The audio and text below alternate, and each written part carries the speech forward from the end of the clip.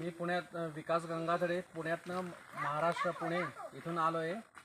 आता धनक फार्म सासनगीर इथे 2 दिवस मुक्काम केला.